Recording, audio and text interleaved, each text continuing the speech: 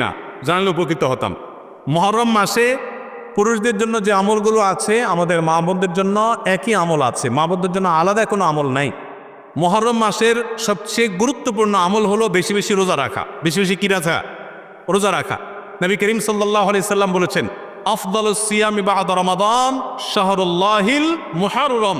আল্লাহর কাছে রমজানের পরে নফল রোজার জন্য সবচেয়ে আদর্শ এবং শ্রেষ্ঠ মাস হলো মুহররম মাস। এই জন্য ভাই মুহররম মাসে বেশি বেশি নফল রোজা রাখার চেষ্টা করতে হবে। বেশি বেশি তো দূরের কথা, অনেকে একটাও রাখতে পারেন না, অন্তত 2-4টা হলেও রাখার চেষ্টা করবো ইনশাআল্লাহ। মুহররম মাস কিন্তু শুরু হয়ে গেছে, মুহররম মাস আরম্ভ হয়ে গেছে, আমরা এখন মুহররম মাসের মধ্যে আছি। সম্মানিত মাসের মধ্যে সম্মানিত 4টা মাস আছে, এর ভিতরে সবচেয়ে শ্রেষ্ঠ হলো এই মুহররম মাস, বছরের প্রথম মাস, হিজরি বর্ষের।